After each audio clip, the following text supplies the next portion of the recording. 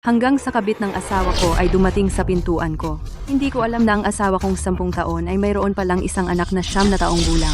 Chloe, kailangan kong ipaimbestiga sa iyo ang isang tao. Ang pangalan niya ay Victor Vance. Hindi ba iyon ang asawa ko? Ano ang relasyon mo sa kanya? Siya ang nobyo ko. 10 taon na kaming magkasama. 10 taon na akong kasal kay Victor. At 10 taon na siyang nangangaliwa. 9 na taong gulang na ang anak namin. Hindi ko inakala na magkakaroon siya ng ibang babae. Sa lahat ng taon ng kasal, hindi siya pumayag na magkaroon ng sanggol sa test tube. Akala ko iniisip lang niya ako, ngunit lumalabas na ang kabit ay may anak na pala sa kanya. Paano mo nalaman ang tungkol sa kabit? Ang tagal na naming magkasama. Umuwi siya araw-araw ng alas 12 ng eksakto. Walang palya. 38 na siya, hindi 18. Sa tingin ko, may ibang babae siya. Kukunin ko ang kasong ito. Iwan mo ang numero ng telepono mo. Tatawagan kita kapag may nalaman ako.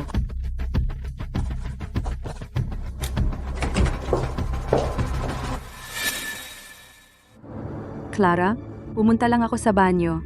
Hindi mo naman pinalayas ang kliyente ko, hindi ba? Hindi? Nakakuha ako ng 2 kaso para sa'yo. Mga kaso para tingnan kung si Victor ay nangangaliwa. 2 kaso para malaman kung ang asawa mo ay nangangaliwa. Isa mula sa kabit ni Victor at ang isa ay mula sa akin. Chloe, alamin mo lahat para sa akin. Kung talagang niloloko ako ni Victor sa ibang babae, ipapalayas ko siyang wala man lang makukuha at sisirain ko ang reputasyon niya.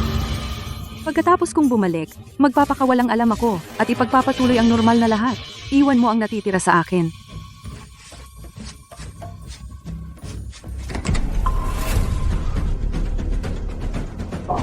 Clara, huwag kang gumalaw. Anong problema? Nakikita kong maalikabok dito. Gusto ko sanang linisin para sa'yo. Mahal, hayaan mo na sa kasambahayang mga ganyan. Hindi kita maaaring payagang gawin iyan. Oh, mahal, kailangan kong i-entertain isang importanteng kliyente ngayong gabi. Huwag mo akong hintayin sa hapunan. Huwag kang mag-alala. Makakauwi ako bago maghating gabi. Sigurado. Matagal na tayong magkasama. Tuwing hating gabi, parang orasan, umuwi siya sa tamang oras. 38 na siya, hindi 28. Sa tingin ko, pupunta lang siya sa ibang babae. Mahal, naaalala ko sa 10 taon nating pagsasama. Umuwi ka sa tamang oras araw-araw. Ikaw ang pinakamamahal kong asawa. Siyempre gusto kong umuwi at makasama ka. Aalis na ako. Hintayin mo ako sa bahay, ha? Kaya pala lahat ng kaligayahang akala ko'y akin ay tabing lang pala ng isang walang kwentang lalaki. Mukhang may kakaiba kay Victor. May nakatago kayang sa loob ng bookshelf na ito? Hindi ko mailabas ang librong ito.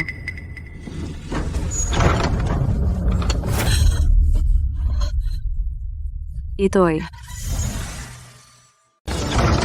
10 taon ng kasal at hindi ko alam na may kaha na nakatago sa loob ng estante ng librong ito. Victor, ilang maruruming sikreto ang itinatago mo?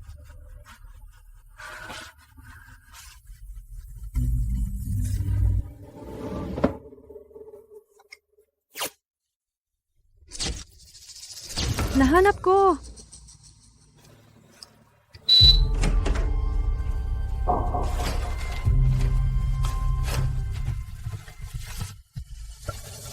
Lahat ito ay mga padala para kay Summer.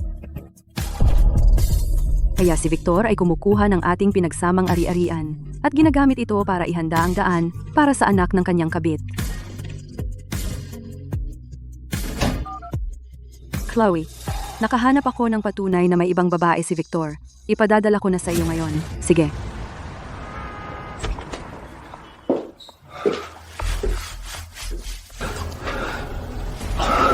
Gising ka pa? Hinihintay kitang umuwi. Mahal, para kanino mo ito binili? Isang bag na $50,000? Naghapunan ako kasama ang isang importanteng kliyente ngayon. Alam mo naman, mga babae, gusto nila lahat ng mga mamahaling bag. Kaya binilhan ko siya ng isa. Kung gusto mo ito, bibilhan kita ng mas mahal pa. Ma'am, maganda ang kondisyon ng mga bag na ito. Sigurado ka bang ibebenta mo lahat ng ito? Lahat. Gusto ko ang pera ngayon. $1,000,000 lahat iyan. Pakikumpirmahin.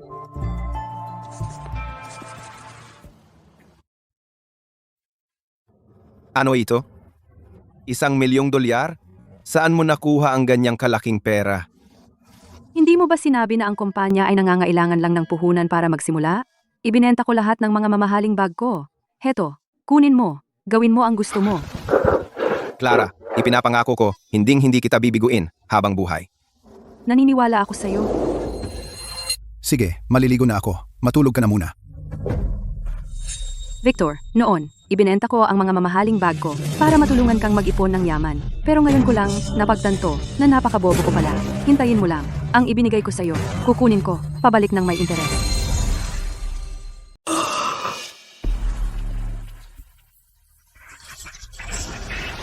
Ito ang plano ng panunuyo para kay Summer Hayes. Ang asawa ko pala ay manunuyo sa kanyang kerida. Mahal, may isang mahalagang kliyente, ang kumpanya na gustong manuyo sa kasintahan niya. May ideya ka ba?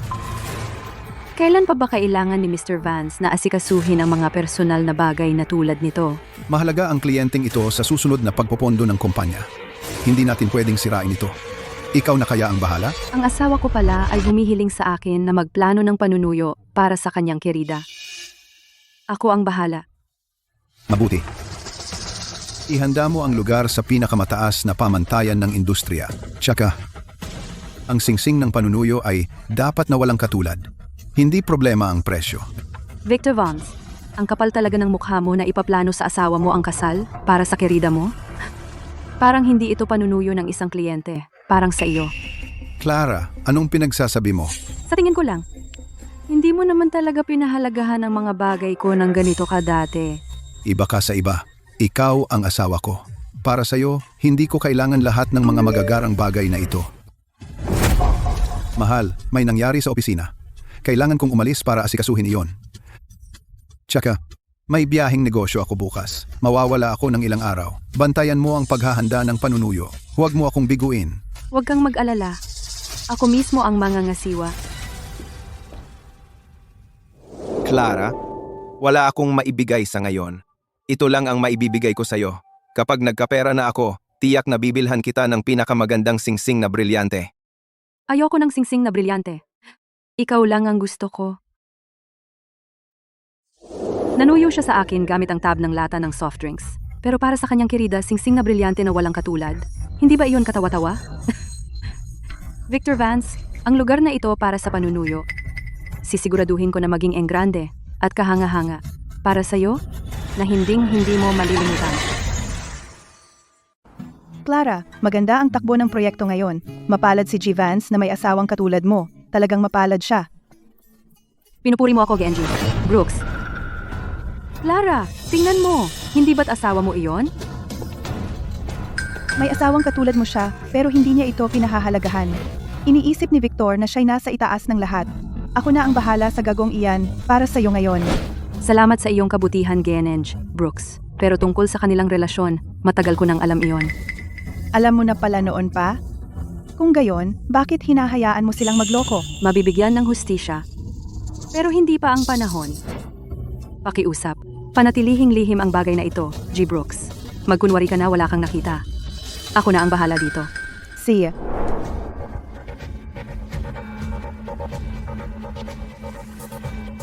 Si Victor Vance ay naglilipat ng pera sa account ni Summer Hayes.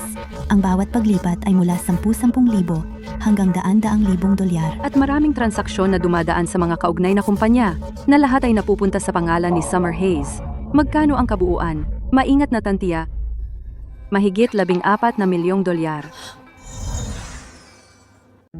Ano? Talagang binigyan niya ng 100 million ang kanyang kabit? At hindi lang iyon.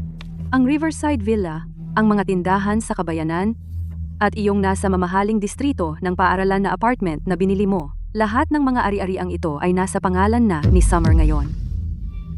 Ginamit niya ang mga ari-arian nating mag-asawa para bigyang daan ang kanyang kabit, ang walang hiya niya. At eto pa. Handa na niya lahat. Ang kasunduan sa diborsyo sa akin. Malinaw na nakasaad sa kasunduan na plano niyang iwan ka ng wala, bibigyan ka lang ng maliit na $1,000,000 bilang tinatawag na kompensasyon. Binibigyan niya ng 100 million ang kanyang kabit, pero $1 milyong lang para iwanan ako sa panaginip niya? Clara, ano ang gagawin mo ngayon? Hindi ba siya hihingi ng kasal kay Summer? Sa ganitong masayang araw, siguradong kailangan kong pumunta at makisaya.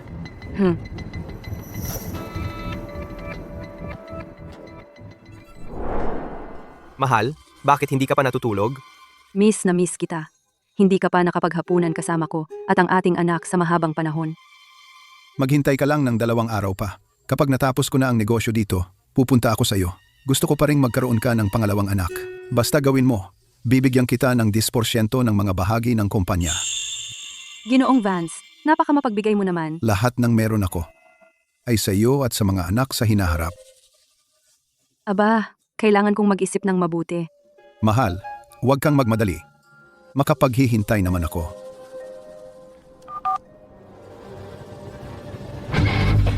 Ikaw? Anong ginagawa mo dito? Mahal, sobrang kabado ka. May itinatago ka bang kahina-hinala sa akin? Wala akong ginagawang kahina-hinala. May tinawagan lang ako tungkol sa trabaho.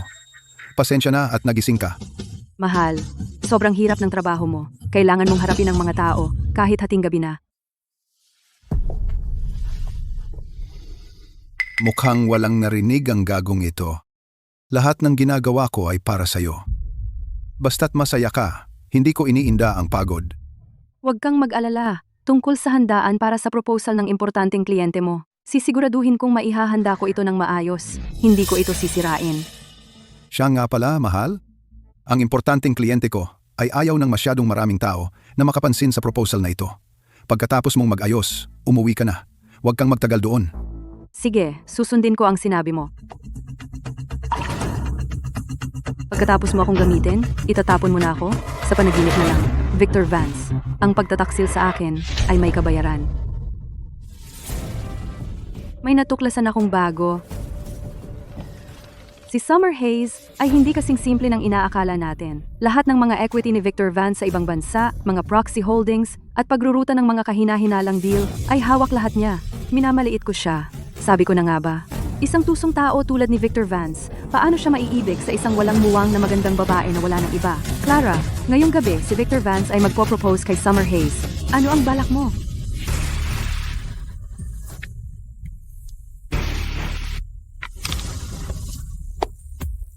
Ang asawa ko ay magpo-propose sa kanyang kabit.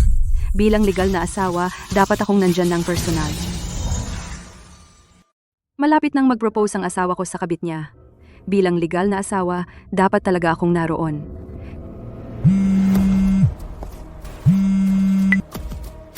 Hiniling kong imbestigahan mo ang pagtataksil ng nobyo ko. Bakit wala pang balita? Relax ka lang, Miss Hayes. Malalaman mo rin. Kalimutan mo na. Ngayong gabi, magpo-propose na si Victor sa akin. Hindi ko na ibibintang sa kanya ang nakaraan. Itago mo na ang perang binigay ko sa'yo. Pero huwag mong sabihin kahit kanino na pinaimbestigahan ko siya. Nasa kanya na lahat ng plano. Pero sa takbo ng mga pangyayari, hindi siya ang magpapasya. Tara na. Magsisimula na ang proposal. Oras na para ibigay sa aking mahal na asawa ang engagement ring niya. Napaka-elegante ni Summer ngayon. Sa tabi ni Victor, bagay na bagay siya. Siyempre, may hitsurang mapalad at maunlad si Summer. Ang totoo, si Summer ay may katinuan at alam niya ang kanyang lugar. Kaya niya pang tulungan si Victor sa pamamahala. Oh, wag naman po, Mrs. Vance. Hindi naman ako ganoon kagaling. Ikinuwento na sa akin ni Victor ang lahat. Ngayon, ililipat niya. Ang 10% ng shares ng Vance Group sa iyo bilang garantiya para sa iyo. Salamat po, Mrs. Vance. Huwag mong ibigay kay Victor hanggang sa magsimula ang proposal. Hindi maaga, hindi rin huli. Teka, may selyo ito. Kung bubuksan mo, paano kung mawala ang laman? Huwag kang mag-alala, Miss Sterling. Ihahatid ko ang singsing kay Mr. Vance ng buo. Handa na ang lahat ng kagamitan sa banquet hall. Sabihin mo lang, ang ebidensya ng pagtataksil ni Victor pwedeng ipalabas sa malaking screen kahit kailan. Hayaan mo na siyang magsaya. Habang tumataas siya, lalong matindi ang pagbagsak. Tara na.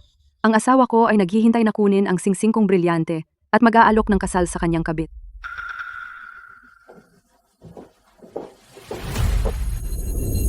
Salamat sa lahat ng dumating ngayong gabi. para saksihan kasama ko ang isang sandali na napakahalaga sa akin. Ang ilang mga tao ay karapat-dapat panghawakan habang buhay. Sa paglipas ng mga taon, nandyan siya sa akin sa napakaraming pagsubok. Napagtanto ko kung sino talaga ang gusto kong panghawakan.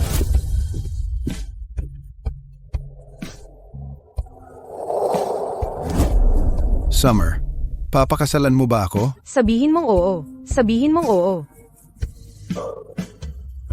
Oo, papakasalan kita. Paano naging panghila ng lata ito?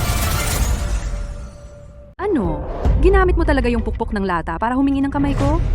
Hindi ko iyon ginamit. Wala akong ideya kung paano nangyari iyon. Hihingi ng kamay gamit ang pukpok ng lata? Napakamura niyan. At si Victor Vance dapat, ang malaking amo, paano niya nagawa ang ganito? Tigilan ang kalokohan.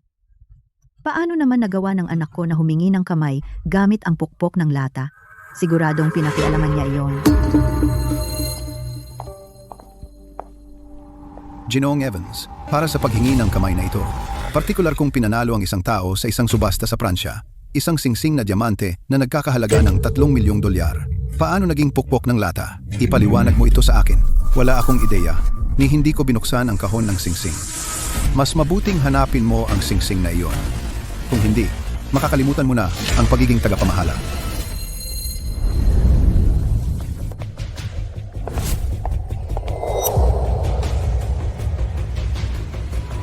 Mahal, hinahanap mo ba ito? Hindi ka ba si Miss Chloe? Bakit mo tinatawag na mahal ang boyfriend ko? Clara, bakit ka pumaparito? Paano ko pa kaya makikita ng sarili ko na nagpo-propose ka sa kanya? Ipapaliwanag ko kapag nakauwi na tayo. Kailangan mong umalis ngayon. Bakit gustong-gusto mong paalisin ako? Pumunta ako para dalhan ka ng singsing. Napakahalagang bagay. Sayang naman kung mawala. Ikaw mismo ang nagpabili sa akin yan. Tandaan mo, ito ay isang natatanging singsing na brilyante. Alam mo? Tinawag ng babaeng iyon na honey si Victor. At nag-propose si Victor sa kanya. Anong nangyayari? Nagdadalawang timing kaya siya? Nagkita ang asawa at ang kabit? At ngayon, huli na siya? Clara, tigilan mo na ang kalokohan. Sumama ka na sa akin. Tungkol sa nangyari ngayon, pangako, ipapaliwanag ko ang lahat mamaya, okay? Ipaliwanag? Ano ba talaga ang gusto mong ipaliwanag? Pag-usapan natin yan kapag nakauwi na tayo. Huwag mo akong ipahiya ng ganito dito. Victor, ngayon alam mo na kung ano ang pakiramdam na mapahiya? Pero noong ginagawa mo yon sa likod ko, palihim kang nakikipagkita sa ibang babae?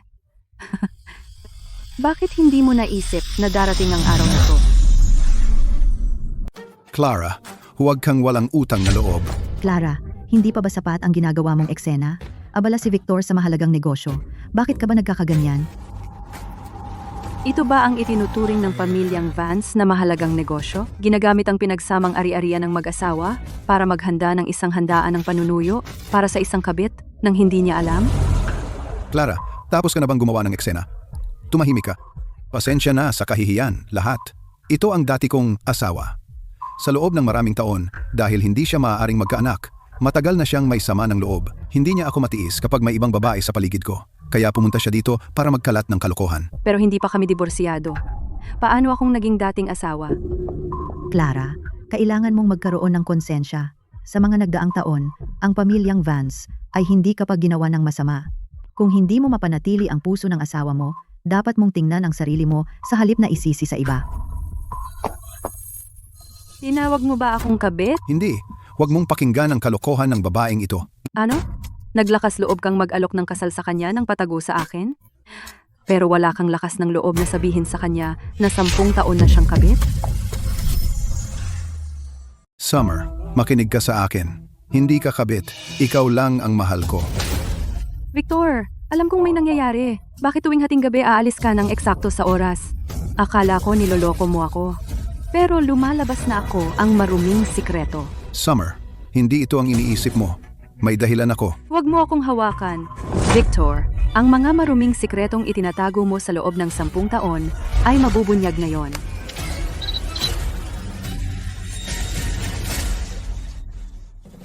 Hindi. Narito ang sertipiko ng kasal natin. Dahil sinabi mong ex-wife ako, nasaan ang sertipiko ng diborsyo? Ipakita mo sa lahat. Kaya si Victor ay nandaya sa loob ng 10 taon habang kasal? At may anak pa siya? Itinago niya ng mabuti. Mukha siyang sobrang tapat. Paano siya nakagawa ng ganong kasuklam-suklam na bagay? Hindi mo talaga kilala ang isang tao. Patayin mo. Patayin mo ngayon na. Bakit nagmamadali ka? Simula pa lang ng palabas.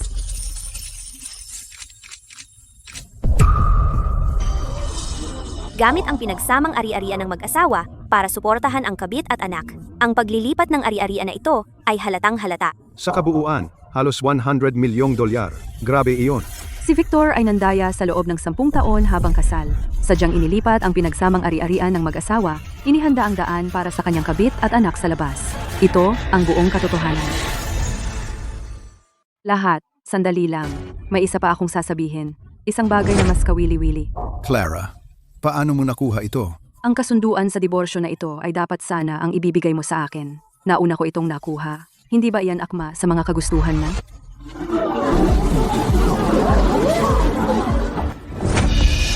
Inilipat niya ang daan-daang milyong ari-arian at iniwan siya na may $1 milyong na lang. Talagang hindi makatao iyan. Ang mga bahagi ni Victor Vance ay nagkakahalaga ng $1 bilyong. Hindi ito diborsyo, malinaw na pinipilit siya na umalis na walang dala. 10 taon na ang nakalipas. Walang-wala si Victor.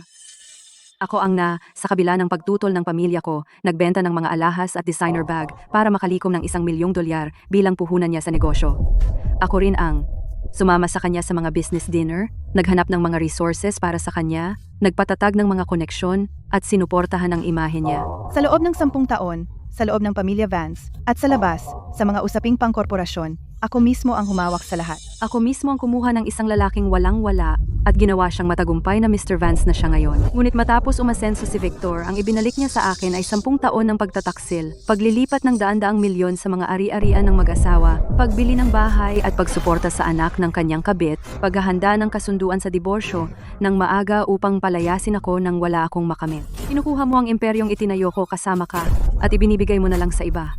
Victor, talagang wala kang utang na loob at wala kang puso.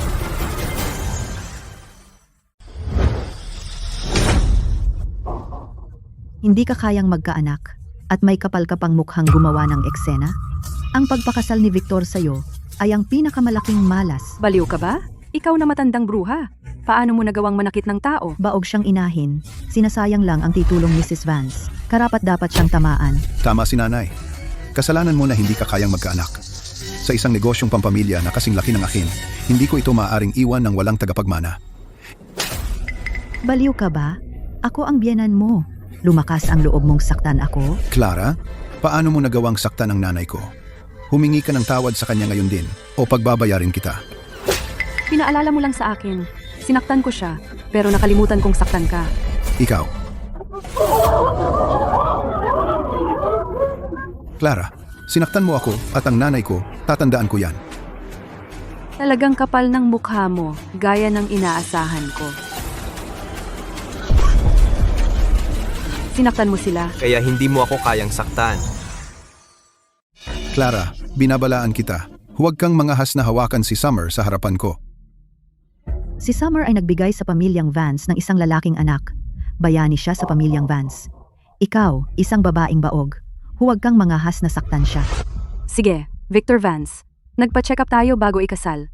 Hindi mo ba sinabi sa nanay mo na hindi baog ako, kundi ikaw ang walang tamod? Ikaw, tigilan mo ang kalokohan. 9 na taon na ang anak na ibinigay sa akin ni Summer. Paano ako magiging walang tamod? Ayos lang kung nakalimutan mo. Dinala ko ang ulat medikal. Nakalagay dito ng malinaw. May depekto ka sa pagkamayabong mula pa sa kapanganakan, malubhang mababa ang galaw ng tamod mo, na may natural na tsansa ng paglilihi na wala pang 1%. Peke, pineke mo ito. Anak, totoo ba ang sinabi niya? Ano? Mababa ang galaw ng tamod? Hindi man lang alam ng nanay niya? Sa lahat ng mga taon, Ang sariling asawa niya. ang sinisisi. Kaya, hindi ba ako? Ikaw, Victor, ang hindi kayang magkaanak. Peke, ikaw ang pumeke niyan. Victor, habang lalo kang nagpapanik, lalo nitong pinapatunayan na totoo. Anong karapatan ng isang lalaking baog na akusahan ako na hindi ko kaya magkaanak? Ano kung 1% lang ang tsansa ng pagbubuntis? Binigyan pa rin ako ni Summer ng anak na lalaki. Wala kang kwenta, ganun lang. Itong Victor Vance ay tanga rin. Alam niyang mahina ang kanyang semilya. At hindi niya naisip na ang anak ko ay hindi niya kadugo, Victor? Noon, nagmamakaawa ka sa akin para sa pera, para sa iyong kumpanya. Bakit hindi mo ako tinawag na walang kwenta noon? Ngayong naging matagumpay ka, gusto mo nang maging isang manlolokong walang kwenta. Sinasabi ko sa'yo, hindi ganoon kadali. Ano ba talaga ang gusto mo?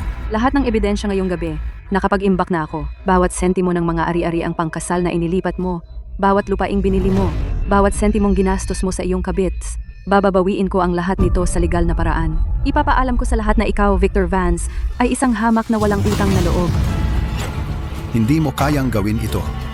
Ang Vance Group ay nasa isang kritikal na panahon ng pananalapi ngayon. Hindi nito kakayanin ang ganitong iskandalo. Isang kumpanyang umangat sa pamamagitan ng pagsasamantala sa asawa ay dapat malugi na lang. Ang Vance Group ay gawa ng iyong buhay rin. Kahit na hindi mo pinapahalagahan ang 10 taon nating pagsasama, hindi mo dapat iwanan ang Vance Group. Victor, nakakatawa ka. Tungkol sa ating pagsasama, sa sandaling nagkaroon ka ng kabit at gumawa ng kasunduan para iwan akong wala, lubos na itong naubos. Ngayon, galit na lang ang meron ako para sa iyo. Ang utang mo sa akin, babawiin ko ang lahat, bawat sentimo. Para sa mga murang at peking pangako, nararapat lang sila sa basura. At siya, kaawa-awa at kasuklam-suklam siya. Kaya, nagsisinungaling ka pala sa akin sa lahat ng panahon? Napilitan akong maging kabit mo sa loob ng 10 taon? Talaga? Summer, pakiusap, hayaan mo akong magpaliwanag. Talagang mahal kita. Huwag mo akong suklamin sa pagmamahal mo. Summer. Clara, hindi pa ba sapat ang gulo na ginawa mo? Ginugulo mo ang lahat? Nasiyahan ka na ba ngayon? Malayo pa. Bukas ng 10:00 ng umaga, makikipag-ugnayan sa iyo ang abogado ko. Kasunduan sa diborsyo, pagbawi ng ari-arian, demanda para sa paglilipat ng mga ari-arian ng mag-asawa, walang isa man ang makakaligtaan.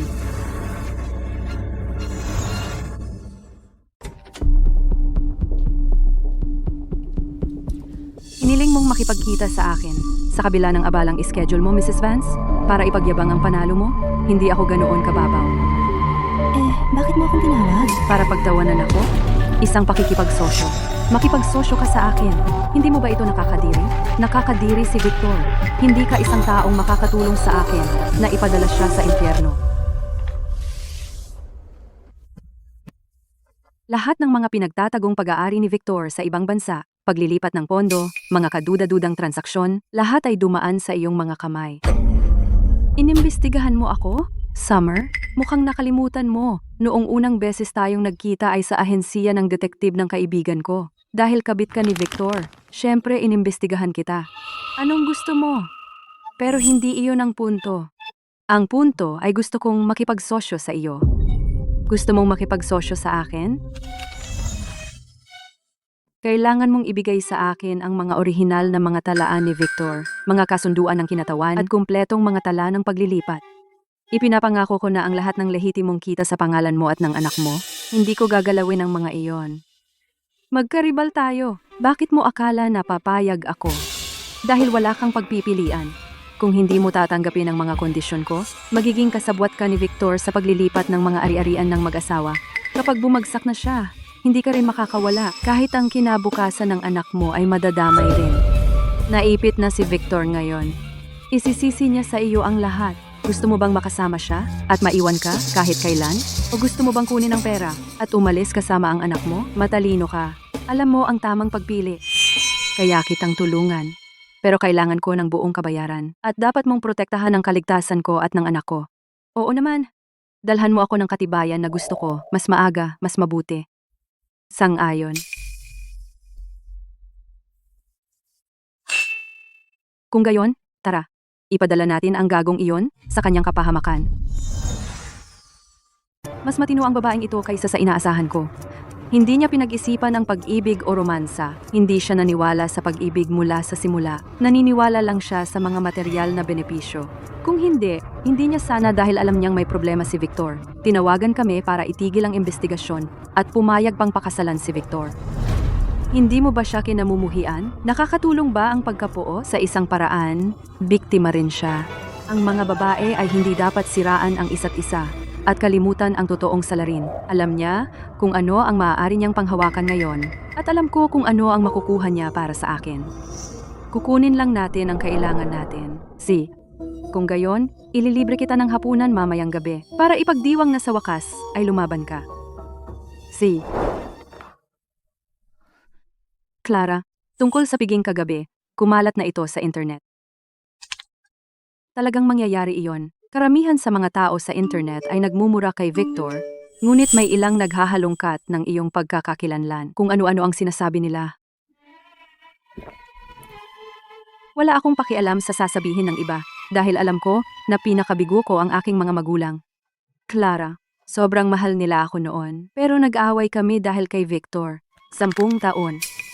Hindi ko sila binigyan ng kahit isang araw na kapayapaan.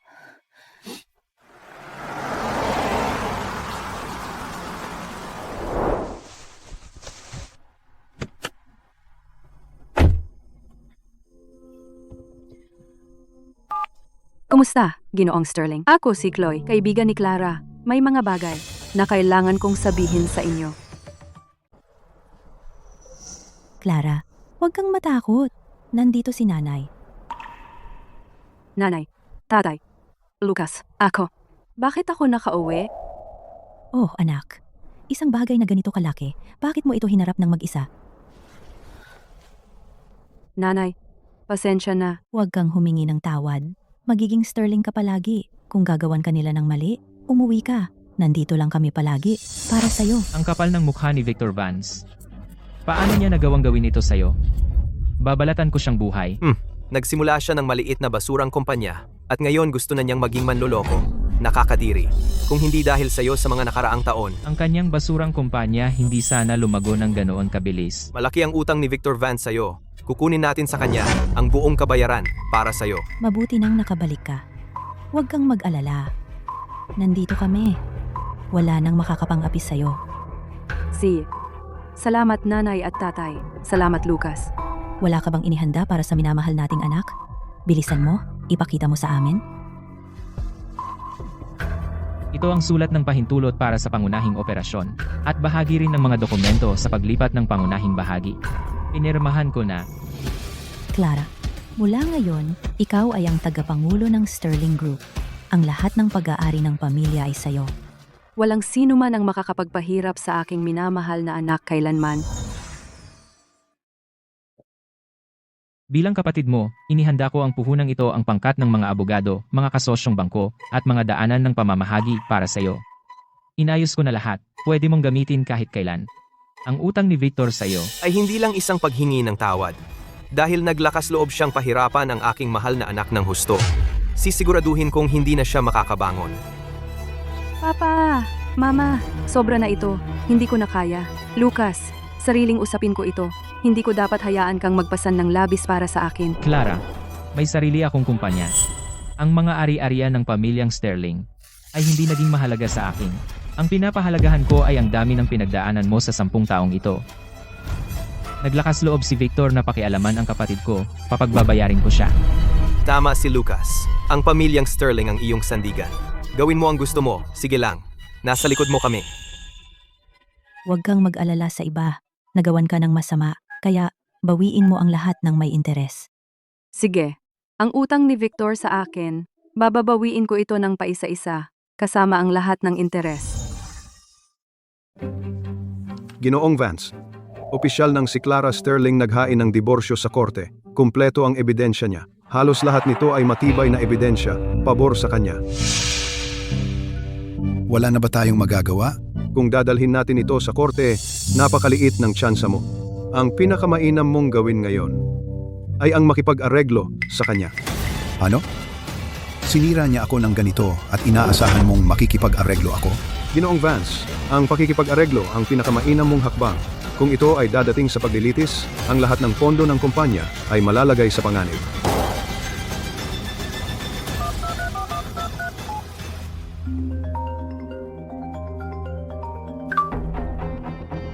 Clara, mag-usap tayo.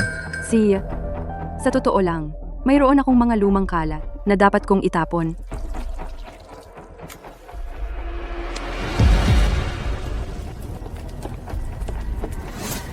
Clara, nababaliw ka na ba? Ano ang ginagawa mo? Nagsusunog lang ako ng basura. Hindi naman kita sinusunog, di ba? Bakit ka ba kabado? Pero, kung hindi lang ito labag sa batas, masaya kung susunugin ka rin. Clara, bawiin mo ang demanda. Bibigyan kita ng 3 milyong dolyar bilang kabayaran sa iyo. 3 milyong dolyar? Kulang pa ba? E di 5 milyong dolyar. Kunin mo na at magpasalamat ka. Kung tuluyan nating sirain ang isa't isa, wala itong magandang maidudulot sa ating dalawa. Victor Vance, pagkatapos ng lahat, sa tingin mo ba'y nakikipagtawaran pa rin ako sa iyo? Eh ano ba talaga ang gusto mo? Ang gusto ko ay gawin kang Victor Vance, magdusa sa nasirang reputasyon at mawala sa iyo ang lahat. Gagawin mo akong mawalan ng lahat? Clara, ang pananatili sa bahay bilang may bahay sa loob ng 10 taon nagpabaliw ba sa iyo? Akala mo kung sino ka? Victor, sa tingin ko, ikaw ang nawawala sa sarili. Nakalimutan mo na ba kung paano nagsimula ang kumpanyang ito? Ang iyong paunang puhunan ay ang pagbebenta ko ng aking mga alahas at mamahaling bag para makalikom ng 1 milyong dolyar.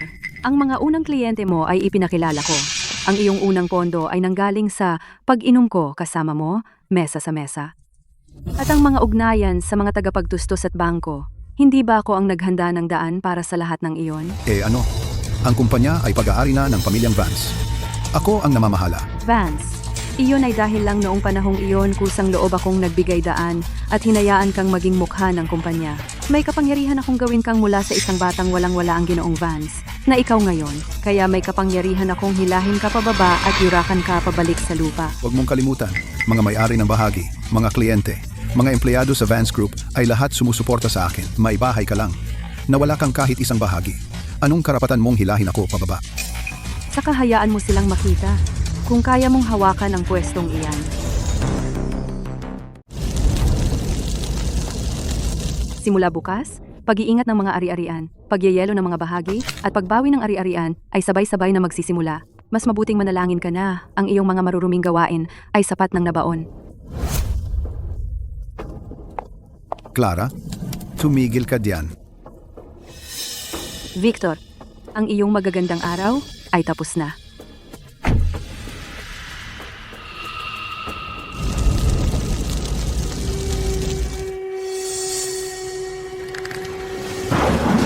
Clara, sandali lang. Ginoong Vance, may nangyari? Anong nangyari? Ang insidente noong araw ng bangkete ay kumakalat.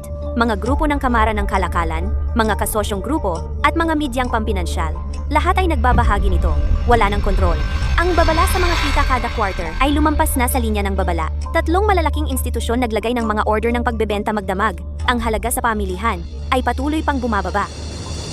Nasaan ang PR team? Bawat taon, ang kumpanya ay gumagastos ng napakaraming pera sa inyong mga tao. Para saan ko ba kayo binabayaran? Lumabas na ang unang pahayag.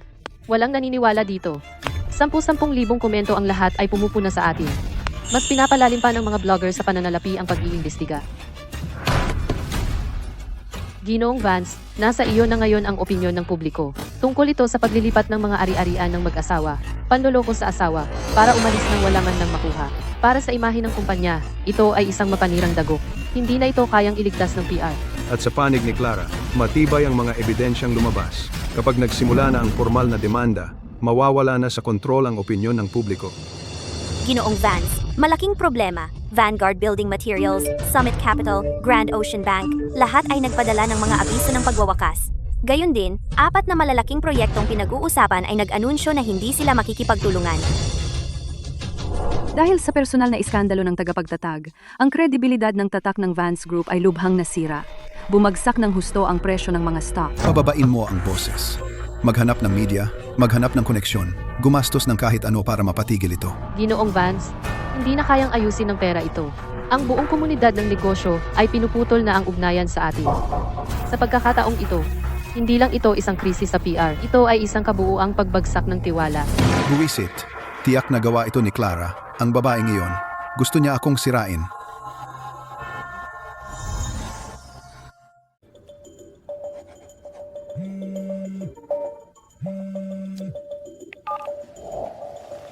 Clara, yung mga bagay na yon sa internet, sinadya mo bang ilabas yon? Ang mga maruruming bagay na ginawa mo, Natatakot ka bang malaman ng iba? Sabihin mo ang presyo mo. Anong kailangan para tumigil ka na? Victor? Lahat ng ito, kasalanan mo lahat. Pinahahalagahan ng negosyante ang kita at integridad.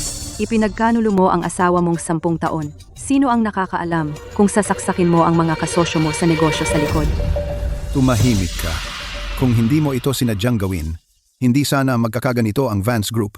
Gumawa ka ng napakalaking eksena para lang sa pera, di ba? Magkano ba para tumigil ka na? Victor, hindi ko gusto ang pera mo. Ang gusto ko ay kunin ang lahat sa'yo.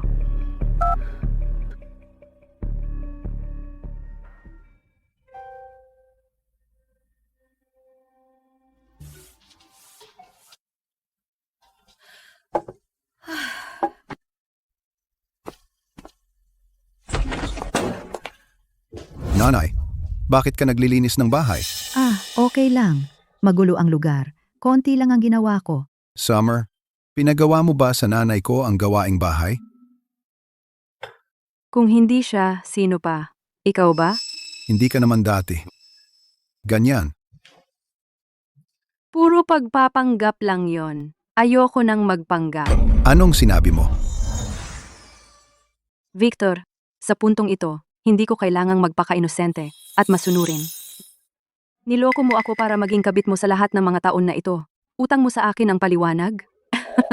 Ano ang gusto mo? Ibigay mo sa akin ang bahagi ko sa pera. Pagkatapos, pantay na tayo. Hindi mo ba alam ang nangyayari sa Vance Group? Saan ako kukuha ng pera? Walang pera? Mag-isip ka. Na-freeze ang mga kuwenta ng kumpanya ko. Naputol ang daloy ng pera. Bukod sa mga bahaging ito na meron ako, wala na akong kahit isang sentimo. Ibenta mo ang mga bahagi. Anong sabi mo? Gusto mong ibenta ko ang mga bahagi ng Vance Group? Ano pa? Paano mo susuportahan ako at ang bata? Sa puro salita. Summer, hindi maaaring galawin ang mga bahagi. Iyon ang lahat kay Victor. Lahat? Ang natitirang buhay ko at ni Leo ang talagang mahalaga sa kanya. Victor, huwag mong kalimutan. Baog ka. Ibenta mo ang mga bahagi at ibigay mo sa akin ang pera. Kung hindi, kukunin ko si Leo. Hindi mo na siya makikita pang muli. Sa natitirang buhay mo. Summer, kumalma ka. Pamilya tayong lahat. Mag-usap tayo ng maayos. May mga hindi pagkakaunawaan noon. Tungkol saan ang mga hindi pagkakaunawaan? Tungkol sa pagloloko sa akin ng anak mo para maging tagong kabit niya sa lahat ng mga taong ito. Hindi mo kayang bitawan ang mga mapagkukunan ni Clara. At hindi mo kayang bitawan ako at ang bata. Ngayon, nauwi na sa ganito. Wala kang masisisi kundi ang sarili mong kasakiman. Summer, wag mo nang ipilit. Ikaw ang masyado nang lumayo. Kung hindi ka nagsinungaling sa magkabilang panig, paano mo tumahimik ka? Kung alam ko lang na ganito ka, hindi ko sana. Ano? Ngayon ka nagsisisi? Gusto mo bang bumalik kay Clara? Panaginip mo lang. Si Clara ay hindi natitingnan ka uli. Para makarating ka sa kinatatayuan mo ngayon? Sino ang inaasahan mo? Alam na alam mo iyan. Kung wala ang pera ni Clara, mga koneksyon at mga mapagkukunan, mananatili ka pa rin sa isang sira-sirang inuupahang apartment na nangangarap. Tama na. Tumahimik ka na lang. Victor, Sige, subukan mo. Suntukin mo ako. Kung matatapang kang saktan ako ngayon, sa natitirang buhay mo, hindi mo na makikita ang anak mo. Victor, baliw ka ba? Umalis ka na. Huwag kang mag-alala, alis na ako. Pero ang utang mo sa akin, walang kulang kahit isang sentimo.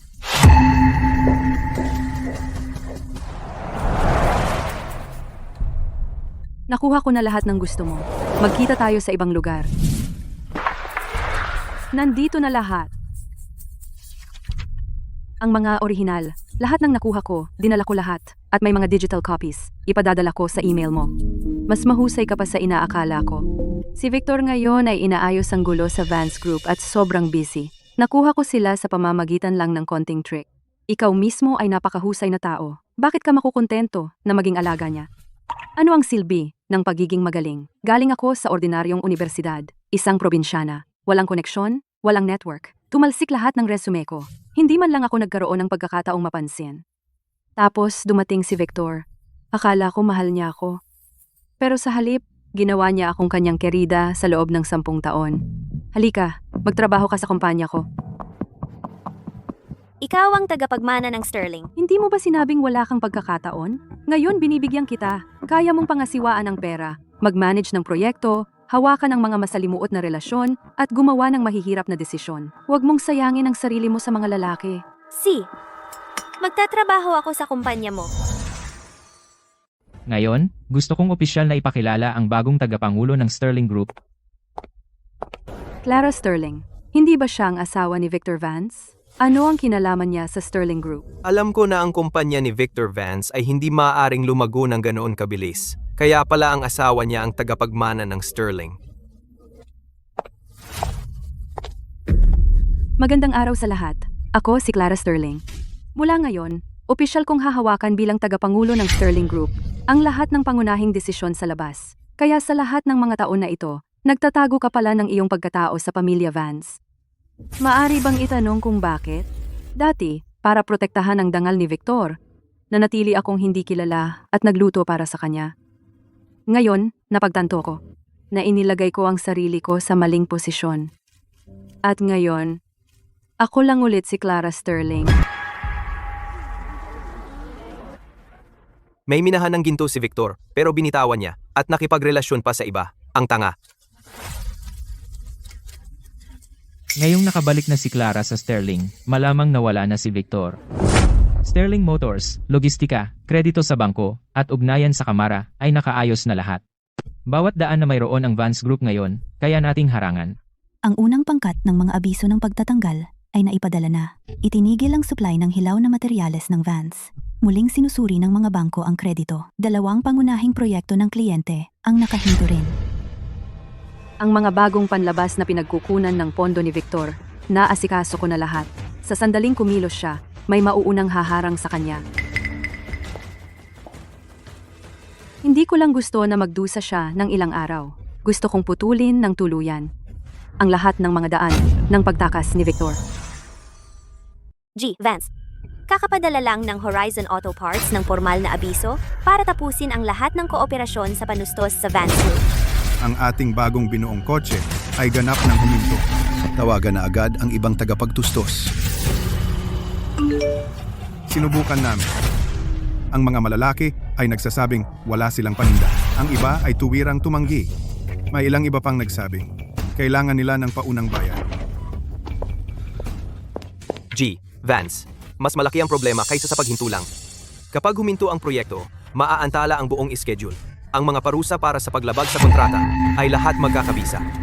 Batay sa kasalukuyang tantiya, ang unang bahagi ng mga bayad pinsala pa lang ay higit sa $100 milyong na. Kung lalo pang lalawak ang paghinto, patuloy na dadami ang mga bayad pinsala. Dagdag pa ang pagbagsak ng presyo ng mga sapi kanina, ang paghigpit ng kredito, at mga pagkalugi mula sa pagtatapos ng kontrata. Ang kakulangan sa daloy ng pera ng kumpanya ay lubos na nakalantad. Ngayon, humihingi ng materyales ang obra, nagpipilit ang mga kasosyo para sa progreso, humihingi ng bayad ang mga bangko at hindi na makayanan ng mga tauhan ang lahat. Clara, J. Vance. Kung sa loob ng 3 araw hindi tayo makakahanap ng alternatibong kadena ng panustos at gumaganang kapital, Vance Group ay mahuhulog sa isang estado ng hindi mapigilang utang. gawan mo ng paraan. Kahit ano ang kailangan mong mabawi ang mga kalakal at pera.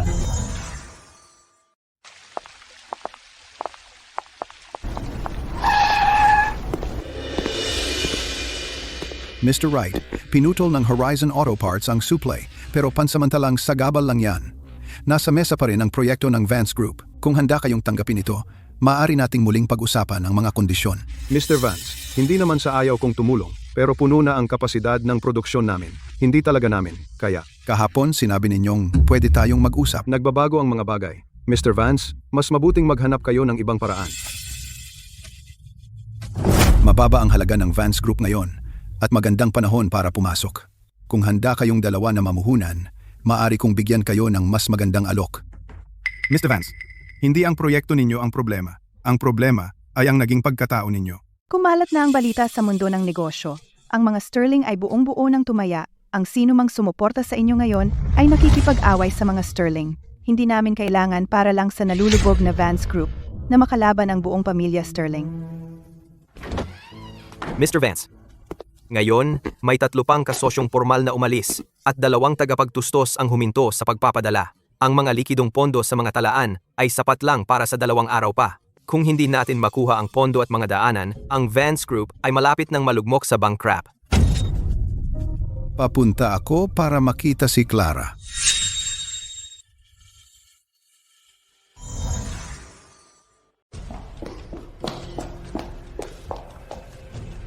Mr. Vance, may appointment ka ba? Nandito ako para makita si Clara. Puno ang schedule ni MS Sterling ngayon. Sabihin mo sa kanya, kailangan ko siyang makita ngayon. Mr. Vance, bibigyan ka ni Miss Sterling ng 5 minuto.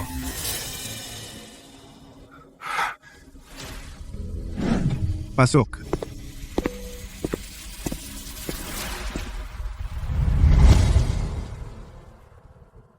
Clara, Sabihin mo na, talaga bang ipipilit mo ako ng ganito? ang nagpipilit sa iyo ay hindi ako. Kasalanan mo lahat. Ang Vance Group ay kung nasaan ito ngayon at wala ka bang pakialam sa ating samahan? Sa 10 taong ito, naging mabuti ako sa iyo, hindi ba? Mabuti? Niloko mo ako sa loob ng 10 taon sa ating kasal. Sa likod ko, kasama si Summer, may lihim na relasyon. At naghanda ka rin ng kasunduan na iiwan akong wala. Para ipagpalit ang 10 taon kong katapatan sa $1 milyong. At pagkatapos, ay iwan ang titulong Mrs. Vance ng malinis para kay Summer. Kapal ng mukha mong sabihin na mabuti ang trato mo sa akin? Clara, sobrang nalito ako noon. Pakiusap, bigyan mo lang ako ng isa pang pagkakataon, okay? Hindi ka nalito. Kinalkula mo lahat ng masyadong malinaw. Sobrang linaw na bawat hakbang na gusto mong tapakan ako para lang iligtas ang sarili mo. Mula nang ipagkanulo mo ako, inubos ang ating mga ari-arian sa kasal. Nagplano na iwan akong wala. Mula sa sandaling iyon, tayo ay tuluyan ng tapos. Ibenta natin ang lahat ng kaya natin, lahat nito. Mr. Vance, kagamitan sa pabrika, kung ibebenta natin ng mura ang mga ari-arian sa bodega, Paano na lang mamaya? Huwag mo muna iyang alalahanin. Takpan muna natin ang agarang kakulangan. Westside Warehouse Center, 2 opisina at 12 dosenang sasakyan ng kumpanya na nakapangalan sa atin. Kung ililista natin sila ngayong gabi, makakakuha tayo ng pera mula sa ilan bukas. Maghanap agad ng mamimili. Kunin ang natitirang likidong pondo sa pangunahing account. Hatiin sila. At ilipat ang mga ito sa labas, sa ilang mga grupo. Saan? Una, ilipat sila sa 3 kaakibat na kumpanya. Pagkatapos, mula sa mga kaakibat na kumpanya, papunta sa mga personal na account. Bilisan mo. Huwag mag-iwan ng halatang bakas. Mr. Vance, sa panahong ganito, gagawin mo na naman ito? Masyadong mataas ang panganib. Panganib? Malapit nang mawala sa ating ang Vance Group. Anong panganib ang kinakatakutan ko? Sinisimulan na ni Victor ang kanyang desperadong pakikibaka. Ibinebenta niya sa mababang presyo ang mga natitirang ari-arian ngayong gabi. At hinahati at inililipat ang mga likidong pondo. Bantayan mo siya. Habang lalo siyang nagpupumilit, lalong humihigpit ang silo. Sa ngayon, Vance Group ay sinusubukan pa ring makakuha ng mga panibagong pautang mula sa 3 kasosyong bangko. Samantala, nag-apply din ito sa 2 institusyong pampinansyal para sa panandaliang pondong pangtulay. Ang bagong ebidensyang kakadala lang ni Chloe ay sapat na upang suportahan ang preserbasyon ng ari-arian at mga aplikasyon para sa alerto sa panganib. Kung sabay-sabay nating sisimulan ang mga ito, Victor Vance at ang kanyang mga kaugnay na account pondong likido ay tuluyang ma-freeze. Simulan na natin ito kaagad. Simula ngayon, ang Vance Group hindi basta makakakuha ng kahit 1 sentimo. Ang Vance Group sa kasalukuyan ay may malaking panganib sa kredito, panganib sa pagganap, at panganib sa abnormal na daloy ng ari-arian. Ang mga kaugnay na ebidensya ay naibahagi na sa inyong lahat. Kung ang mga kaugnay na account ay magpapakita ng abnormal na mga paglilipat, kung gayon dapat talaga tayong higpitan kaagad ang kredito. Ang aming orihinal na aplikasyon para sa panandaliang pagpopondo ay ihihinto muna kaagad.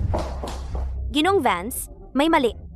City Commercial Bank, Grand Ocean Bank, at Apex Financial lahat ay nagpadala ng mga abiso upang suspindihin ang lahat ng mga linya ng kredito ng Vance Group. Ang pagpopondo na nasa ilalim pa ng pagsusuri ay tinapos na rin. hindi lang iyon. Ilang mahahalagang account ay pansamantalang na-freeze. Maging ang mga kaakibat na kumpanya ang kanilang mga pondong likido ay na-freeze rin. Anong ibig mong sabihin na frozen? Babala sa panganib at mga hakbang sa pangangalaga. Sabay-sabay na nag-trigger. Ang account ay deposito na lang ngayon. Mga sweldo, mga bayad sa materyales, mga penalidad, walang isa man ang mababayaran. Vance, hindi na natin kayang kontrolin ang construction site. Naputol ang supply, hindi maipapadala ang mga bayad. Ilang project teams ang nagsara na. Hinihingi ng mga manggagawa ang kanilang sahod. G. Vance, ang ating mga kasosyo ay nagpipilit din ng kompensasyon. Dumarating ang mga legal notice. Ngayon, ang mga account ng Vance Group ay halos walang natitirang pondo. Lahat ng daan para sa financing ay naputol. Ang panlabas na kredito ay tuluyang gumuho. Ang kumpanya ay hindi na kayang gumana ng normal. Tama na. Bakit ko ba kayo binabayaran? Kailangan ko ng solusyon. Hindi para sabihan na nalulugi ang kumpanya. Naputol ang daloy ng puhunan ng Vance Group. Pagsuspinde ng mga proyekto, pabigat na kompensasyon. Victor, ang perang ininvest namin ay hindi nilayon na lumubog kasama ng iyong negosyo. Dapat bigyan mo kami ng paliwanag. Kumalat na ang personal mong iskandalo sa buong internet na nagdulot ng pagbagsak ng reputasyon ng kumpanya. Totoo iyan. Ngayon, narito na ang malubhang krisis. Kailangan mong maghanap ng solusyon. Sa nakikita kong kalagayan ng kumpanya, mas nababahala ako kaysa kanino man. Makakahanap ako ng paraan, pangako. Mr. Vance, hindi na ito ang oras para sabihin mong makakahanap ako ng paraan at balewalain kami. Ang Vance Group ay nalulugi ng husto. Sino ang magbabayad sa mga shareholder para sa kanilang mga pagkalugi? Bilang chairman, kailangan mong kumilos at lutasin ang krisis na ito. Hindi pa nababayaran ang mga pondo ng proyekto. Kailangan mong bigyan kami ng paliwanag. Pinipilitan mo ako ngayon. Pero ano ang maitutulong nito sa kumpanya? Dahil wala ka ng kakayahan na ayusin ito, wala kaming magawa kundi simulan ang susunod na hakbang. Gusto mo akong alisin? Ako mismo ang nagtatag ng Vance Group. At kinaladkad mo ito sa gilid ng bangin. Mr. Vance, kung hindi mo malulutas ang krisis na ito, makakahanap kami ng taong makakalutas nito. Gusto mo akong palayasin? Sa panaginip mo lang. Sa akin ang Vance Group, walang makakaagaw nito sa akin.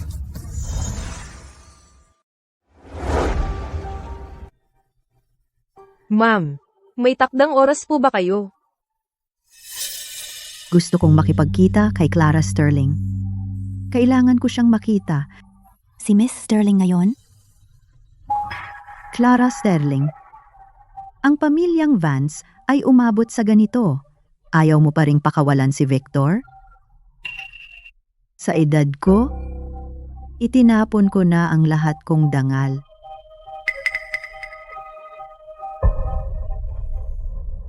Nakikiusap ako, maawa ka naman. Bigyan mo ng paraan ang pamilyang Vance. Hindi ba yun ang nanay ni Mr. Vance? Sobrang walang hiya. Pumupunta sa Sterling Group para gumawa ng kaguluhan. Kahit gaano pa man kasama si Victor, 10 taon siyang naging asawa mo. Pagkatapos ng lahat ng taon ng inyong pagsasama, sinusubukan mo ba siyang itulak sa libingan?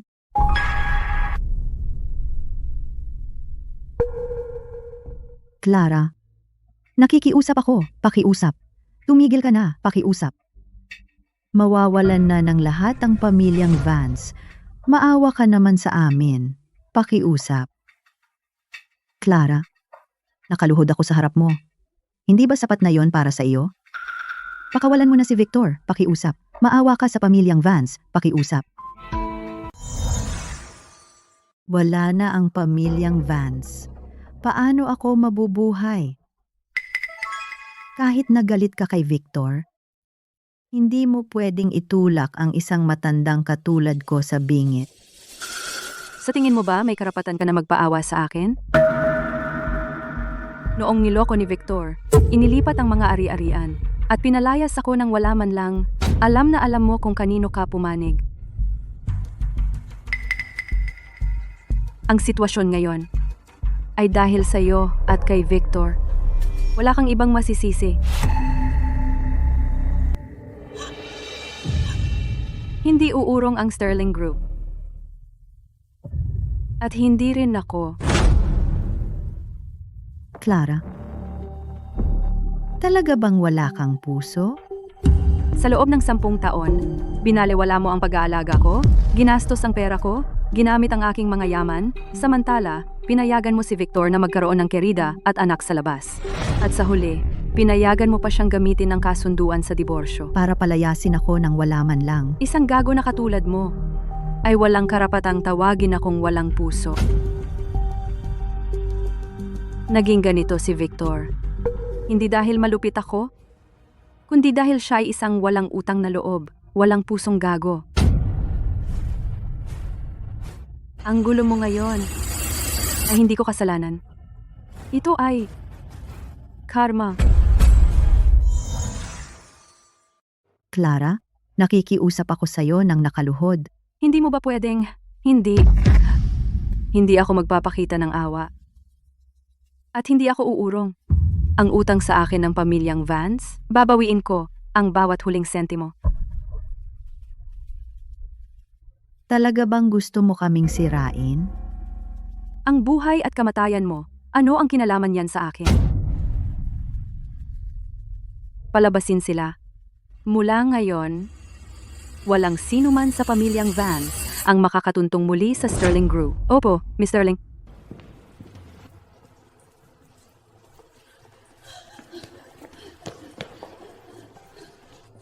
Clara Sterling, pagsisisihan mo ito, makukuha mo ang nararapat sa'yo. Mga ebidensya ng pagtataksil, mga pahayag ng bangko, mga kasunduan ng proxy, mga tala ng pagbebenta ng mga ari-arian sa mababang halaga, at mga screenshot ng mga kahina-hinalang paglilipat ng pondo ay naisampa na lahat. Sapat na ang kadena ng ebidensya. Ang demanda sa diborsyo at pagbawi ng ari-arian ay maaaring isampa ng sabay. Una, ang petisyon sa diborsyo. Pangalawa, ang paghahabol para sa pagbawi ng mga ari-arian ng mag-asawa. At pangatlo, ang aplikasyon para sa preserbasyon ng mga ari-arian.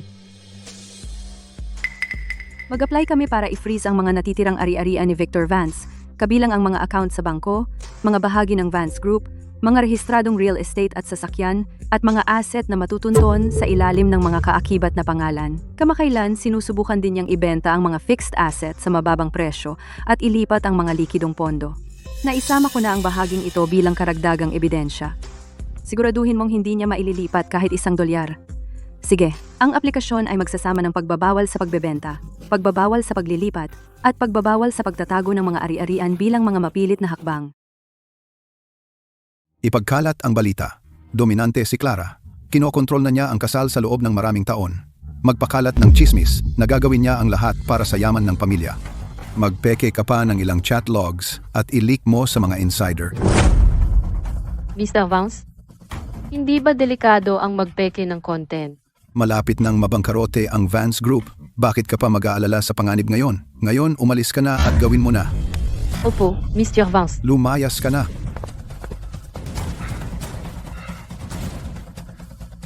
Clara Sterling, hihintayin mo lang. Kung gagawin mong impyerno ang buhay ko, gagawin ko ring impyerno ang buhay mo. Miss Sterling, lumalaban na ang publiko sa atin. Victor Vance, nagdala siya ng PR team. Pinaiikot nila ang kwento ng todo. Baliw na ba si Victor?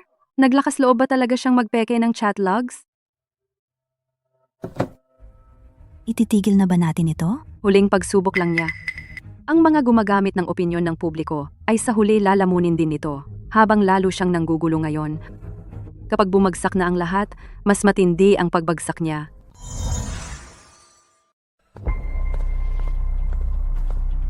Natunton na namin ang pinagmulan. Nagbayad si Victor sa pamamagitan ng isang tagapamagitan na kumpanya. Umupa siya ng 2 PR team. Dagdag pa ang 3 bot farm. Pinapaikot ng mga account nila ang naratibo. Nasa atin na ang lahat ng ebidensya. Ngayon, ilalabas na natin ang ebidensya, lahat-lahat na, tapos kukuha tayo ng PR at haharapin natin sila ng direkta. Gusto kong malaman kung magkano ang pera ng isang kumpanyang malapit ng malugi. Ang talagang kayang gastusin para dito? Peke ang mga chatlog. Napakarumi ni Victor. Hindi niya maayos ang ugali niya, kaya ngayon nagdadagdag pa siya ng panibagong kasinungalingan. Ano bang ginagawa mo? Hindi mo ba nakikita na ang opinyon ng publiko ay bumaliktad? Nagbabana ng mga account ang mga platform, Mr. Vance. Nakatanggap na kami ng mga legal na abiso. Hindi na kami makapag-post.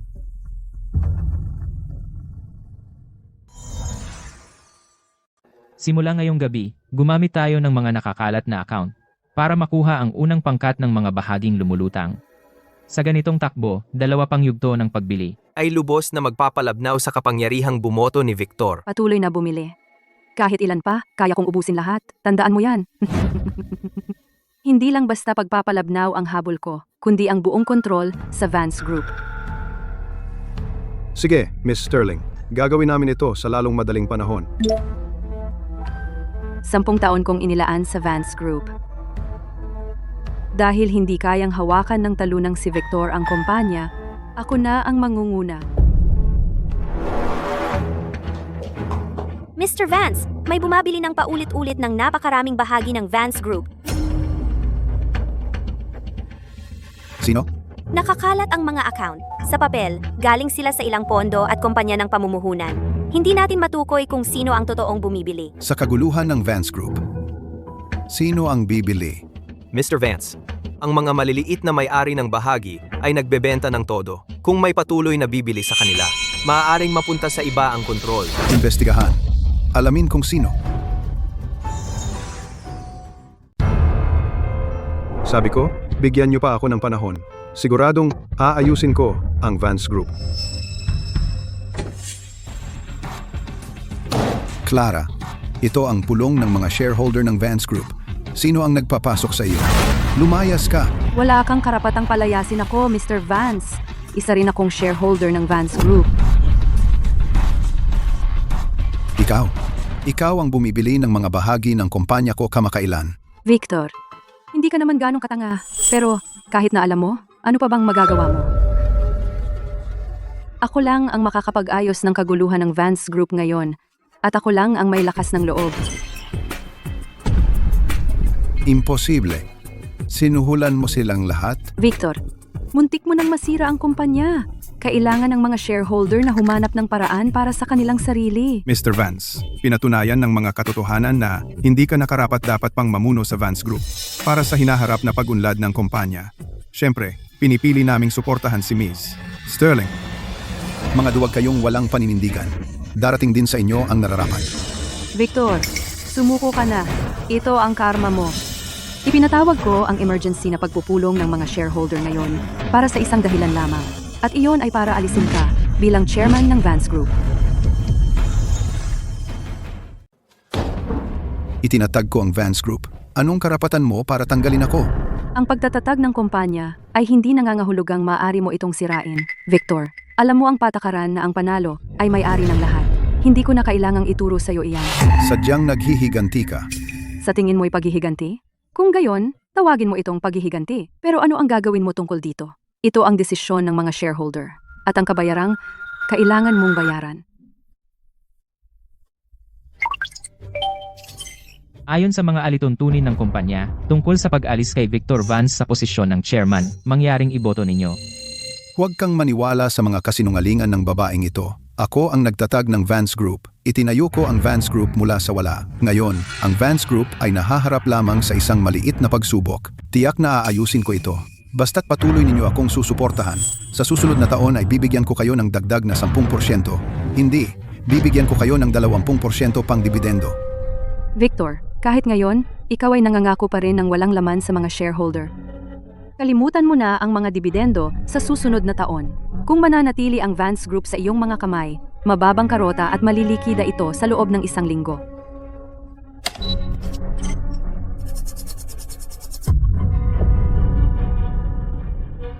Ang boto ay nagkakaisa. Epektibo kaagad, si Victor Vance ay tinanggal bilang chairman ng Vance Group. Tapos na. Tapos na ang lahat. Mr. Vance, may masamang nangyari. Na-aksidente si Leo. Anong nangyari? Paano siya na-aksidente? Ayos lang naman siya. Nag-away ng malala si Mrs. Vance at si Miss Hayes. Galit na galit si Miss Hayes. Kinuha niya si Leo at sinubukang umalis. Habang tumatawid sa kalsada, nabangga sila ng kotse at naitapon. Ngayon nasa emergency room na siya at ginagamot. Tara na, dalhin mo ako sa ospital ngayon. Lucas, ipagkakatiwala ko sa iyo ito. Pupunta na ako sa ospital. Sige. Huwag kang mag-alala. Sige na. Ako na ang bahala dito. Kumusta si Leo? Kasalanan ko lahat. Kung hindi ako nakipag-away kay Summer, hindi niya sana kinuha ang bata at tumakas, at hindi sana nangyari ang aksidenteng ito. Sobra ang nawalang dugo ng bata. Kailangan niyang maisalina ng dugo kaagad. Halos ubos na ang dugo sa bangko ng dugo. May mga kaibigan ba kayong type A ang dugo? Dalhin sila dito para mag-donate. Bilisan. Ano bang sinasabi mo? Kalokohan niyan. Pareho kaming type B ni Summer. Paano magkakaroon ng type A na anak?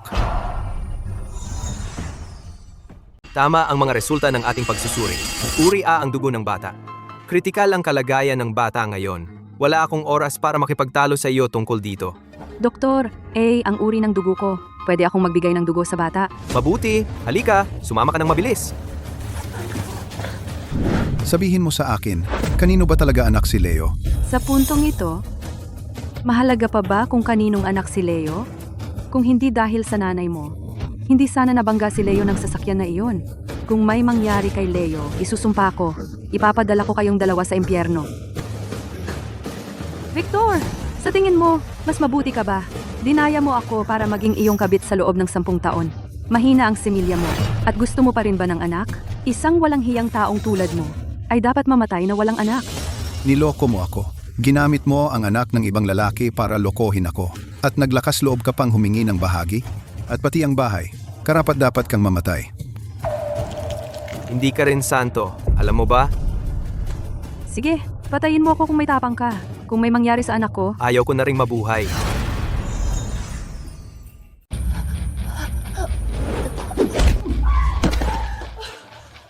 Victor, duwag ka talaga. Inaapi mo ang babae? Anong klaseng galawan yan? Labanan mo ako kung matapang ka. Sino ka? Bakit mo sinipa ang anak ko? Siya ang presidente ng Vance Group. Hindi mo siya kayang saktan. Matandang bruha. Pustahan tayo, ang anak mo ay hindi pa nagsasabi sa'yo, hindi na siya ang presidente ng Vance Group, isa lang siyang pinalayas na talunan. Gusto mo ng pera, di ba? Heto ang 10,000 dolyar bilang abuloy para sa mga bayarin mo sa ospital. Lucas, huwag mo siyang sipain habang nakahandusay. Hindi pa ito tapos. Makukuha ko rin ang Vance Group, maaga o huli. Lucas, nawalan ng labis na dugo ang bata. Kailangan niya ng pagsasalin ng dugo ngayon. Hindi tugma ang dugo ko. Tipo ka rin. Sumama ka na sa nurse at magbigay ng dugo para iligtas siya. Ako na ang bahala dito. Sige, pupunta na ako. Clara, pakiusap. Iligtas mo ang anak ko. Hindi ko siya kayang mawala. Huwag kang mag-alala. Nagpatawag na ako ng mga empleyado ng Sterling Group para magbigay ng dugo. Magiging maayos siya. Teka, bakit mo inililigtas ang anak niya? Ano ang relasyon mo sa kanya? Victor, pinaglalaruan mo ako at si Summer sa loob ng 10 taon. Alam mo kung gaano siya kahalaga sa akin, hindi ba? Tigilan mo ang pagbaluktot ng mga salita ko. Alam mo ang ibig kong sabihin. Victor, para ka ng asong talunan. Wala nang saysay na itago pa sa'yo ang anuman. Hindi lang ako ang may gustong magpagbayad sa'yo. Pagkatapos ng lahat, ang kaaway ng kaaway ko ay kaibigan ko. Kaya pala nagawa mong tumpak na puntiryahin ang mga pondo ko sa ibang bansa. Harangin ang mga pondo ko. Kaya kayong dalawa ay magkasabwat pala sa buong panahon. Talagang minamaliit kita sa lahat ng mga taon na ito. Hindi ko akalaing kaya mong maging napakalupit. Para makaganti sa akin, nakipagsabwatan ka pa nga sa kalaguyong pinakakinasusuklaman mo. Victor, marunong ka talagang magpalusot, di ba?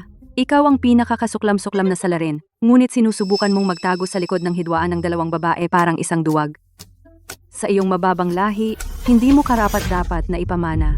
Puta, kasalanan mo lahat kung bakit naging ganito ako. Anong ginagawa mo? Tigilan mo yan. Ospital ito.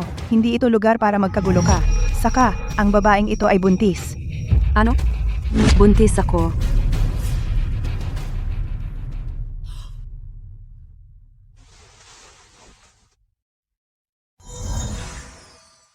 Ano? Buntis siya? Gaano na siya katagal? 3 buwan na siyang buntis. Pero delikado ang pagbubuntis niya. Kailangan niyang mag-ingat. 3 buwan. Kaya anak ko ito, tama? Clara, ikaw. Buntis ka talaga? Buntis ka? Sa akin ito, hindi ba? Doktor, sigurado ka bang buntis ako? 3 buwan ka nga ngang buntis. Narito ang medical report mo. Kaya nga tumanggi ang nurse na mag-donate ka ng dugo. 10 taon na akong nagnanais magkaanak. At ngayong maghihiwalay na tayo, buntis ako. Clara, pasensya na talaga. Talagang nagkamali ako. Sige na, itago mo na lang ang bata. At gagawin ko kahit anong gusto mo. Kaya ko pang ibigay sa'yo ang lahat ng natitira kong shares. Clara, mali ang ginawa sa'yo ng pamilya Vance. Pwede mo akong saktan, murahin, kahit ano. Inosente ang bata. Victor, hindi ako manganganak ng bata para sa ganyang maruming lahi. Clara, anak mo rin yan. Luluksahin ko ang buhay na ito. Ngunit hindi ko pagsisisihan ang desisyon ko. Doktor, anak ito ng dati kong asawa. Hindi ko siya itatago. Sigurado ka ba dyan? Clara, mali kami. Kasalanan naming lahat ito. Pakiusap, itago mo ang bata. Sana hindi ako nagsinungaling sa'yo. Sana hindi kita ipinagkanulo. Sana hindi ko kinampihan si Summer at ang batang iyon at itinulak ka hanggang dito. Akala ko may paraan pa akong makatakas. Akala ko ikaw ay palaging magpapatawad sa akin gaya ng dati. Ngayon ko lang napagtanto kung ano ang sinira ko gamit ang sarili kong mga kamay. Clara, naging tanga ako. May kinikilingan ako. Naging masama ako.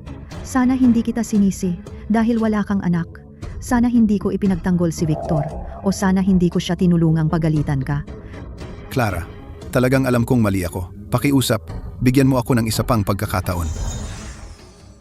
Victor, hindi mo namamalayan na mali ka. Alam mo lang natalo ka. Clara, nakaluhod si nanay. Nakikiusap sa'yo.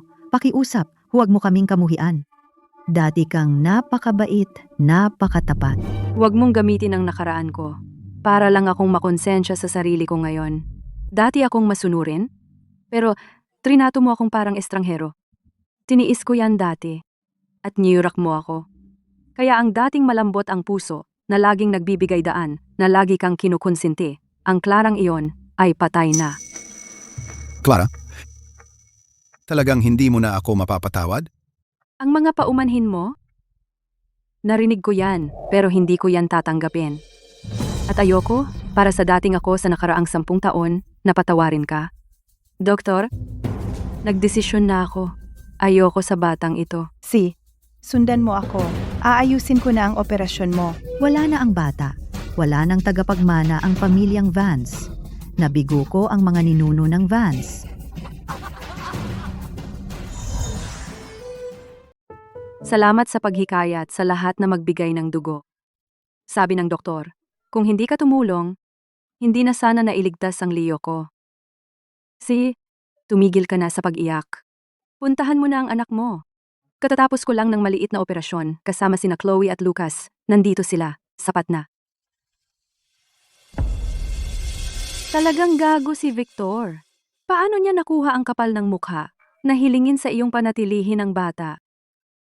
Sa huli, ginawa pa niyang magpa-opera ang kapatid ko. Papatayin ko na yang gago ngayon din. Lucas, huwag kang padalos-dalos. Lucas, tigilan mo na. Nasa ganitong kalagayan na si Clara. Gusto mo ba talaga na mag-alala rin siya sa'yo? Hindi ko na talaga kaya. Si Lucas. Kumusta ang nanay ni Victor? Nakuha niya ang nararapat sa kanya. Na-stroke ang nanay niya. Malamang, sa natitira pang buhay niya, siya ay mamamalagi sa silyang degulong.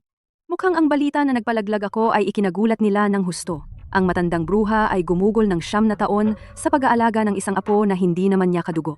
Sinira niya ang tunay niyang apo. At ngayon, na-stroke siya. Karapat-dapat naman talaga sa kanya. Yan. Clara, ginawa ko ang hiniling mo.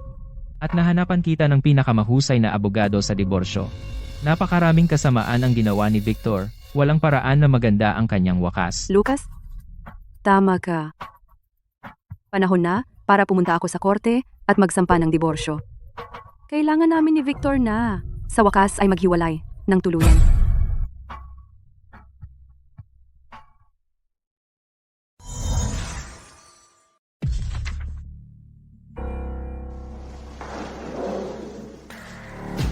Binabasa na ng korte ang hatol nito. Matapos ang paglilitis, napatunayan na ang akusado, si Victor Vance, sa panahon ng kasal ay nagkaroon ng matagalang hindi wastong relasyon sa ibang babae. Ito ay isang malaking pagkakamali sa kasal. Bukod pa rito, paulit-ulit na inilipat ng akusado at itinago ang pinagsamang pag-aari ng mag-asawa. Bumili siya ng real estate para sa ibang tao, mga komersyal na ari-arian at iba pang malalaking ari-arian. Malinaw ang mga katotohanan at tiyak ang mga ebidensya. Umayos sa hukuman. Napagpasyahan ng korte na ang kasal sa pagitan ng nagsasakdal at akusado ay tuluyan ng nasira. Ipinagkakaloob ang diborsyo. Dahil ang akusado, si Victor Vance, ay nagkasala ng malaki sa kasal at sadyang inilipat ang pinagsamang pag-aari ng mag-asawa ayon sa batas tungkol sa mga ari-arian sa kanyang pangalan. Ang 2/3 ng mahahating pag-aari ay ibibigay sa nagsasakdal, si Clara Sterling. Tungkol sa bahagi ng pinagsamang pag-aari na inilipat ng akusado pagkatapos ng pagpapatunay ang mga kaugnay na bank statement, real estate, mga kontrata ng bilihan, mga dokumento ng rehistrasyon ng komersyal na ari-arian at mga resibo ng bayad ay kumpleto at balido. Inuutusan ng korte ang akusado, si Victor Vance, sa loob ng itinakdang panahon na ibalik ng buo ang inilipat na daan-daang milyong pinagsamang pag-aari ng mag-asawa kabilang ang, ngunit hindi limitado sa, Riverside Villa, tindahan sa downtown, ang mamahaling apartment malapit sa paaralan, at mga kaugnay na kita sa investasyon upang legal na isama sa muling pamamahagi ng pinagsamang pag-aari ng mag-asawa. Dito nagtatapos ang pagbabasa ng hatol. Kung hindi sumasang-ayon ang alinmang partido sa hatol na ito, maaari silang mag-apela sa loob ng itinakdang panahon ayon sa batas.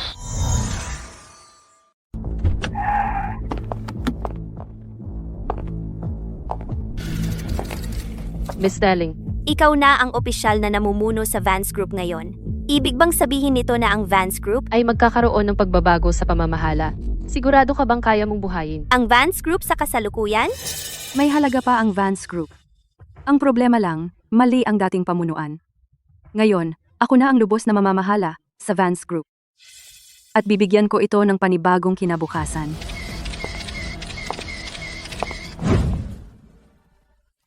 Simula ngayon, lahat ng pangunahing negosyo ng Vance Group ay lubusang susuriin. Mga kahina-hinalang transaksyon, mga iligal na hawak, mga peking kontrata, mga nakatenggang pondo, lilinisin natin lahat ng mahahanap natin. Anumang iligal na gawain ay isusuko sa mga autoridad. Miss Sterling, ang ilang lumang negosyo ay lubhang masalimuot. Kung puputulan natin sila agad, baka maapektuhan ang daloy ng pera. Ang daloy ng perang batay sa maruming mga kuwenta ay hindi pa mamahala, pagtatanim iyan ng mina. Unang yugto, isuspindi ang mga mapanganib na proyekto. Ikalawang yugto, ipakilala ang Sterling supply chain bilang kahalili. Ikatlong yugto, muling makipag-ayos sa kredito ng bangko at mga kontrata sa mahahalagang kliyente. Sira na ang reputasyon ng Vance Group. Babalik pa ba ang mga kasosyo? Pagkatapos umalis ni Vic, ang pinagmumulan ng panganib para sa Vance Group ay naalis na. Ang Sterling Group ay magbibigay ng mga rekomendasyon para sa mga proyektong sumusunod sa batas. Dadami pa ang mga kasosyo. Sa mga salita ni Miss Sterling, lahat kaming mga namumuhunan ay makakapanatag na. Simula ngayon, huhukayin ko ang lahat ng kabulukan at hayaang muling tumubo ang iba. Ma'am Sterling, nahinto na ang mga lugi. Ang 3 bagong proyekto ay nagbibigay na ng tuloy-tuloy na kita. Ang pag-aalis ng mga asset na hindi kumikita ay naging mas maayos kaysa inaasahan. Online, ang reaksyon ng bagong pamunuan ng Vance Group Ay bumubuti rin. Ilang eksperto sa pananalapi ang tumatawag sa Vance Group bilang modelo ng pagsasaayos ng krisis.